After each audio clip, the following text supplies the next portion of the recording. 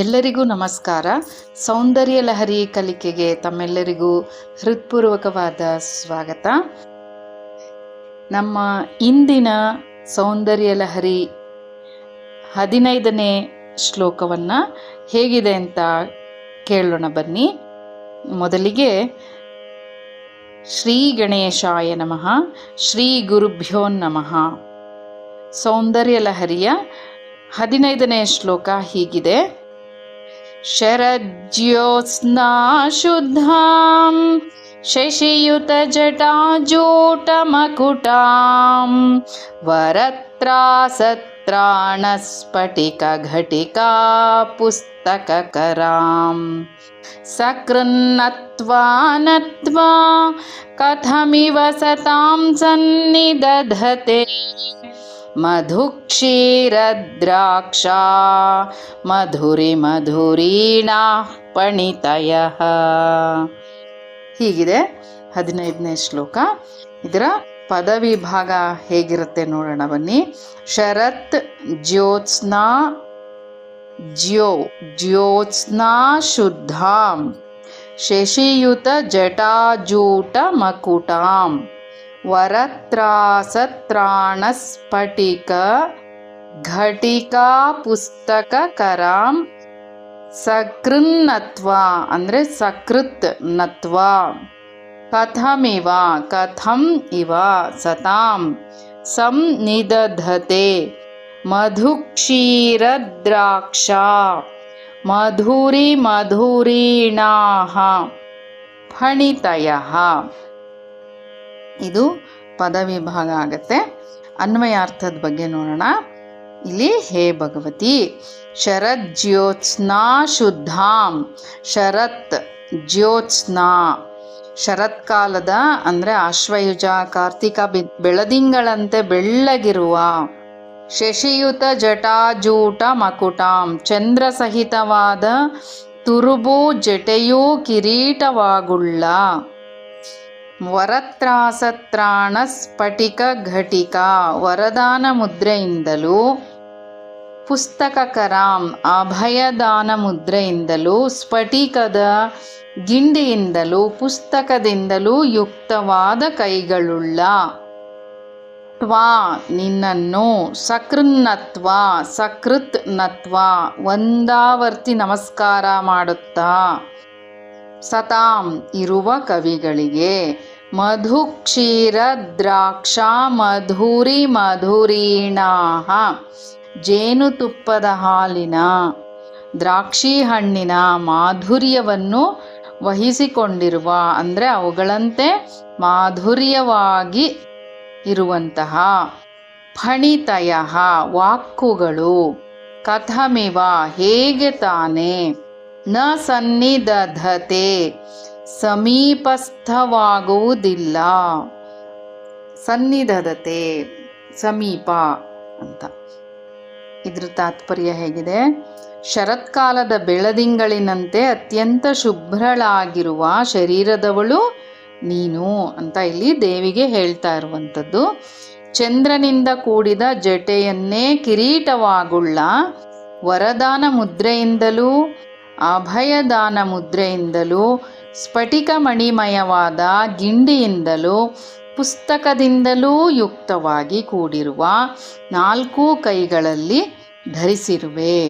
ನಿನ್ನನ್ನು ನಮಸ್ಕಾರ ಮಾಡಿರುವ ಕವಿಗಳಿಗೆ ಜೇನುತುಪ್ಪ, ಹಸುವಿನ ಹಾಲು, ದ್ರಾಕ್ಷಿ ಹಣ್ಣು ಇವುಗಳ ಮಾಧುರ್ಯವನ್ನು ವಹಿಸಿಕೊಂಡಿರುವ ಅಂದರೆ ಅವುಗಳಂತೆ ಮಾಧುರ್ಯ ಭಾವ ಹೊಂದಿರುವ ವಾಗ್ವೈಖರಿಗಳು ಹೇಗೆ ತಾನೇ ಒದಗಿ ಬಂದು ಸೇರುವುದಿಲ್ಲ ಎಂದು ಇಲ್ಲಿ ಸರಸ್ವತಿ ರೂಪಳಾದ ಆ ದೇವಿಗೆ ಮಾಡುವ ನಮಸ್ಕಾರಗಳು ಕವಿತ್ವ ಶಕ್ತಿಯನ್ನುಂಟು ಮಾಡುವುದಕ್ಕೆ ಕಾರಣೀಭೂತವಾದುದು ಅಂತ ಅರ್ಥ ಬರುತ್ತೆ.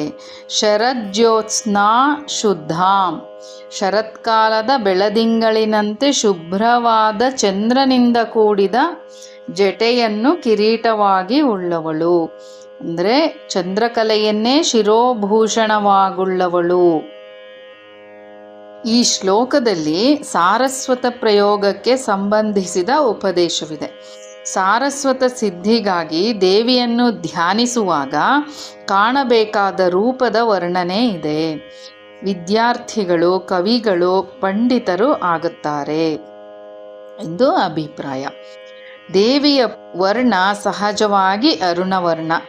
ಇಲ್ಲಿ ಶರತ್ಕಾಲದ ಚಂದ್ರನ ಬೆಳದಿಂಗಳಂತೆ ಬೆಳ್ಳಗೆ ಎಂದು ವರ್ಣಿಸಲಾಗಿದೆ. 4 ಪುರುಷಾರ್ಥಗಳಿಗೆ ದೇವಿಯ 4 ಹಸ್ತಗಳು ಸಂಕೇತವಾಗಿದೆ. ದೇವಿಯ ವರದಾನ ಹಸ್ತದಿಂದ ಆಶ್ರಿತ ಭಕ್ತರ ಕೋರಿಕೆಗಳೆಲ್ಲ ಪೂರೈಸುತ್ತವೆ. ಅಭಯ ಹಸ್ತದಿಂದ 106 ಭಯ ನಿವಾರಣೆ ಆಗುತ್ತದೆ. ಅಕ್ಷಮಾಲಾ ಹಸ್ತದಿಂದ ಸಕಲ ತಪಸ್ಸುಗಳು ಸಿದ್ಧಿಸುತ್ತವೆ. ಪುಸ್ತಕ ಹಸ್ತದಿಂದ ಸರ್ವ ವಿದ್ಯಾನುಗ್ರಹವಾಗುತ್ತದೆ ಎಂದು ಅರ್ಥವಾಗುತ್ತದೆ. ಈ ಶ್ಲೋಕದಲ್ಲಿ ದೇವಿಗೆ ಕಾಯ ವಾಚ ಮನಸ ಕರ್ಮಣ ನಮಸ್ಕಾರ ಮಾಡಿದ ಕವಿಗಳಿಗೆ ಅವರು ಸಾಧಾರಣ ಕವಿಗಳಾಗಿದ್ದರೂ ದೇವಿ ಸರಸ್ವತೀ ರೂಪಳಾಗಿ ಅಸಾಧಾರಣ ಮಾಧುರ್ಯವುಳ್ಳ ಕವಿತಾಶಕ್ತಿಯನ್ನು ಅನುಗ್ರಹಿಸುತ್ತಾಳೆ ಎಂದು ಆದಿಶಂಕರರು ಹೇಳಿದ್ದಾರೆ. ಮೂರ್ಖನಾಗಿ ಕುರಿ ಕಾಯುತ್ತಿದ್ದ ಪಾಮರನನ್ನೇ ಶ್ರೀದೇವಿ ಕಾಳಿದಾಸನನ್ನಾಗಿ ಮಾಡಿದ ನಿದರ್ಶನ ಇದೆ.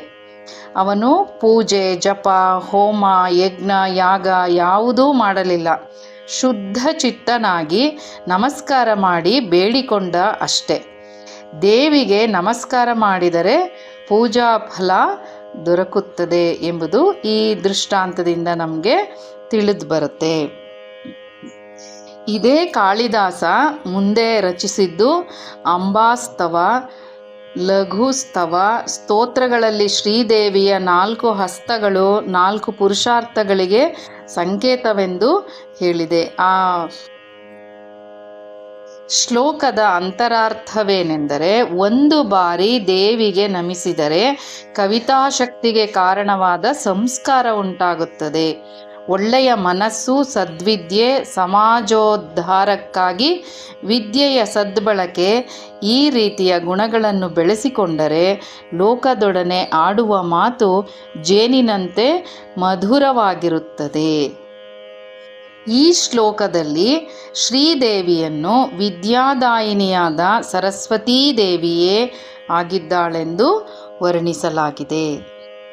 ಈ ಶ್ಲೋಕದಲ್ಲಿ ಸರಸ್ವತಿಯ ಚಿತ್ರವಿದೆ. ಸರಸ್ವತಿಯ ಧ್ಯಾನ ಶ್ಲೋಕ ಇದು. ಸಾರಸ್ವತ ಪ್ರಯೋಗ ಎಂದೇ ಈ ಧ್ಯಾನವನ್ನು ಕರೆದಿದ್ದಾರೆ.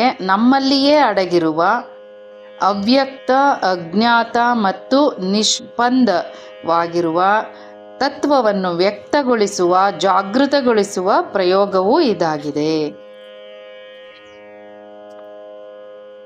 ಈ ಶ್ಲೋಕವನ್ನು ಪುನಃ ಪಠನೆ ಮಾಡೋದ್ರಿಂದ ಪ್ರತಿಭಾ ಸಿದ್ಧಿಯಾಗುತ್ತೆ ಮತ್ತು ಜ್ಞಾನ ಸಿದ್ಧಿಯಾಗುತ್ತೆ ಅಂತ ನಾವು ಈ ಶ್ಲೋಕದಿಂದ ತಿಳ್ಕೊಳ್ತಾ ಇದ್ದೀವಿ. ಧನ್ಯವಾದಗಳು. ಸರ್ವೇ ಜನಾಃ ಸುಖಿನೋ ಭವಂತು, ಸರ್ವೇ ಸನ್ಮಂಗಲಾನಿ ಭವಂತು.